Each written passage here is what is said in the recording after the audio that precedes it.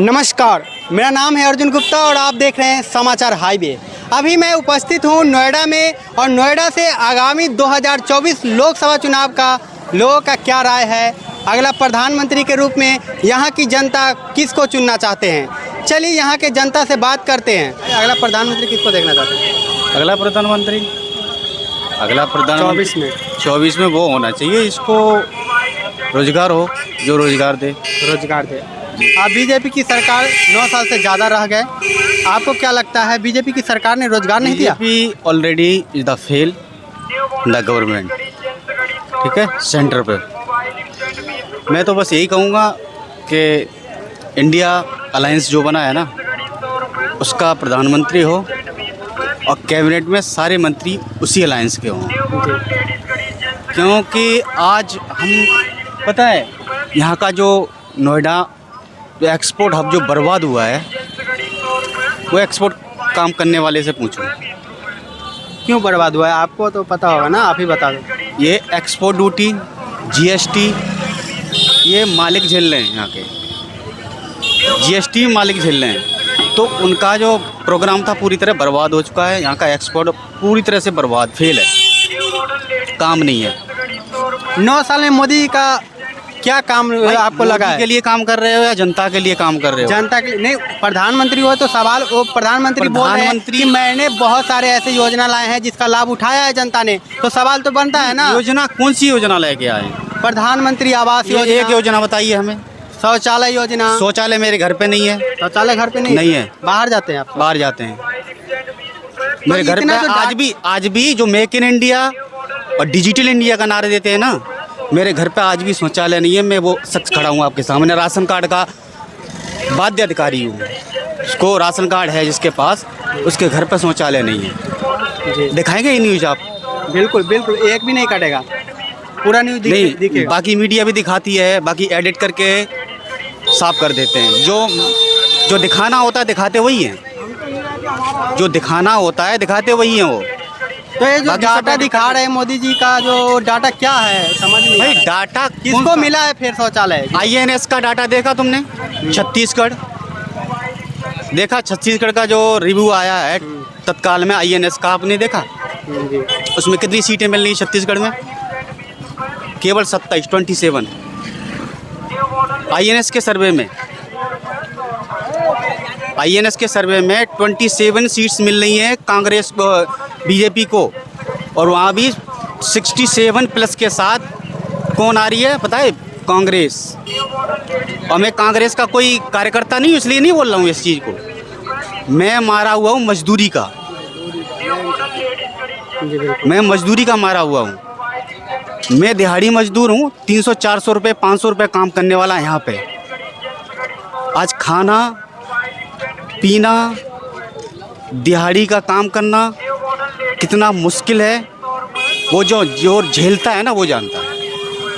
हालांकि बोलेंगे नहीं ये लोग, कोई भी, सब मारे हुए मजदूरी हैं ये। लेकिन मोदी जी तो बता रहे हैं कि मैंने बहुत सारा काम किया, काम गिनवा रहे हैं ना। मोदी जी गिनवाते रहेंगे बस, उनकी कागजी कार्रवाई पे सारे काम होते रहेंगे, लेकिन इसका जमीनी हकीकत पे तो कहाँ दिख रहा है कि जो भी डाटा है सब गलत है। रोजगार दे दीजिए, हमारा बोलना बंद कर दीजिए ना आप। अब रोजगार दे दीजिए, हमारा बोलना बंद हो जाएगा। हम काहे के लिए खड़े होंगे सड़क पे? यहाँ सड़क पे हम क्यों खड़े होंगे? अच्छा, बेरोजगारी बढ़ गई है? बेरोजगारी बढ़ी है, बेरोजगारी का चार्ट उठा के देखिए आप। लेकिन देश का GDP आज 3 ट्रिलियन होने जा रहा है। मेरा GDP से पेट भरेगा भाई? GDP किस पर निर्धारित होता है?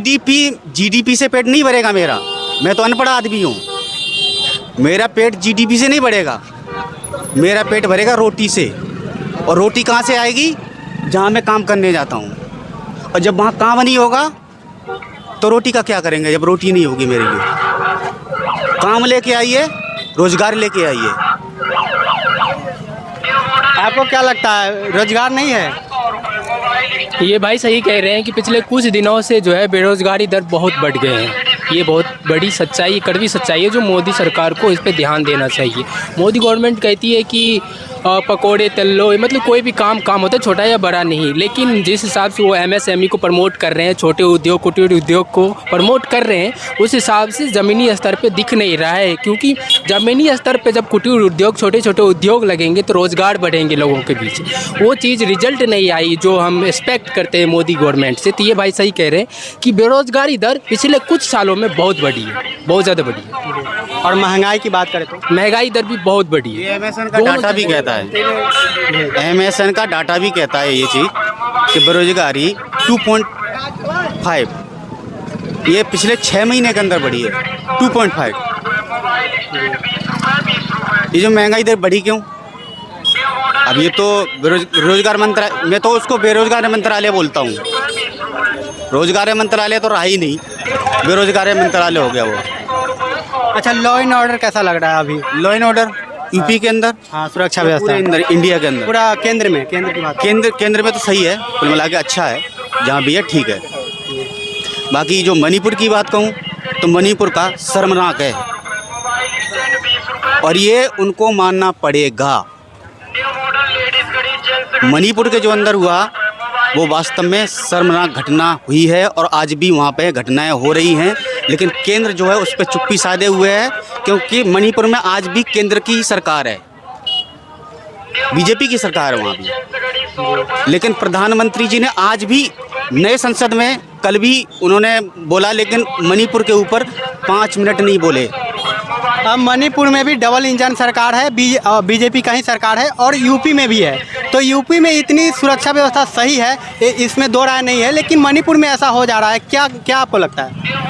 मणिपुर का मसला बहुत पुराना है। ये कहेंगे कि ये पहली बार हुआ है मोदी गवर्नमेंट में या डबल इंजन की जो एनडीए की सरकार है, ये जो कहेंगे कि ये पहली बार हो रहा है मणिपुर में, तो ये गलत है। आप एक बार पढ़ेंगे मणिपुर के बारे में तो ये मुद्दा इतनी पुरानी है, जब वहाँ पे राजतंत्र थी तब भी ये मुद्दा था, फिर ब्रिटिश सरकार आई तब भी वो मुद्दा था, फिर हमारी कांग्रेस की गवर्नमेंट आई, डबल इंजन की सरकार थी। 93 की बात बता रहा हूँ, 1993 में डबल इंजन की सरकार थी, केंद्र में कांग्रेस थी और मणिपुर में भी कांग्रेस थी। उस टाइम भी इस तरह की चीज़ें देखने को मिली थी, तब 700 से ज़्यादा लोग मारे गए थे। अभी तो लगभग 200 आदमी लोग अभी तक मारे गए मणिपुर में। इससे बुरी हालत थी 93 में, 1993 में। तो ये जो परंपरा चलती आ रही है मणिपुर को, इसको पक्ष विपक्ष से उठकर सारे नेताओं को एक साथ बैठना चाहिए था और मणिपुर पे चर्चा करना चाहिए था। मणिपुर का जो बद से बदतर हालत है, महिलाओं को नंगे घुमाया जा रहा है, रोज़ रेप की वहाँ से केस आ रहे हैं, और क्या कहते हैं मुख्यमंत्री बीरेंद्र सिंह इस तरह का बयान दे रहे हैं कि आप जो ये वीडियो देख रहे हैं ये तो कुछ नहीं है, ऐसे बहुत सारे कांड हुए हैं। तो सारे चीज़ को देखते हुए मुझे लगता है कि सारे नेताओं को बैठना चाहिए और मणिपुर पे चर्चा करना चाहिए, इसका कोई सॉल्यूशन निकालना चाहिए। मणिपुर जल रही है, मणिपुर का कोई ना कोई सॉल्यूशन निकालना चाहिए। गवर्नमेंट को बहुत नज़रअंदाज कर रही है, ये बहुत बुरी बात है, बहुत बुरी बात। आपने बताया कि पहले भी होती थी इस तरह की घटनाएं और आज भी हो रहे हैं, तो फिर कल और आज में क्या फ़र्क रह गया? जी वही, कल और आज में ये फ़र्क है कि मोदी जी से हम कितने एक्सपेक्टेशन करते हैं। हम लॉ एंड ऑर्डर की एक्सपेक्टेशन करते हैं, हम चाहते यो उत्तर प्रदेश की देख लीजिए, लॉ एंड ऑर्डर कितनी अच्छी हो गई है। जब हम उत्तर प्रदेश में बीजेपी गवर्नमेंट डबल इंजन की सरकार है, यहाँ की लॉ एंड ऑर्डर इतनी अच्छी हो सकती है, तो हम मणिपुर में कुछ तो बेहतर एक्सपेक्ट कर सकते हैं मोदी से। लेकिन मोदी जी से जो हम एक्सपेक्ट कर रहे हैं मणिपुर में, वो रिजल्ट मुझे देखने को नहीं मिला है। मणिपुर की बद से बदतर हालत है, जल रही है मणिपुर पे केंद्र सरकार बहुत लापरवाही कर रही है। और अभी आप प्रधानमंत्री किसको बनाएंगे? मोदी जी को। मोदी जी के 9 साल से भी ज़्यादा हो गए, 10 साल पूरने वाले हैं। आपको कौन सा काम है जो बेहतर लगा? काम तो अच्छे कर रहे हैं, ये गुंडागर्दी छीन छोड़ नहीं हो रहा है। अच्छा, गुंडागर्दी खत्म हुआ है। अच्छा, ये बताइए कि आम जनता जो है फील्ड में जाते हैं रिपोर्टिंग करने, तो बताते हैं कि महंगाई बढ़ गई है। आपको महंगाई बढ़ा हुआ दिख रहा है या सही है? बढ़ा हुआ तो है ही है, महंगाई बढ़ गया है, पूरा बढ़ गया, ज़्यादा बढ़ गया, ज़्यादा बढ़ गया है। फिर भी मोदी जी को ही चाहते हैं। काम तो अच्छा कर रही तभी तो। अगला प्रधानमंत्री किसको बनाएंगे? कोई बात नहीं, अब मोदी बनेंगे। मोदी जी बनेंगे जी। क्यों मोदी जी ही क्यों? 9 साल में आपको उनका कौन सा काम है जो बेहतर लगा? मुझे खास करके तो यही अच्छा लग रहा है कि गुंडागर्दी नहीं है। अच्छा, सुरक्षा व्यवस्था सही हो गई है। हाँ सही।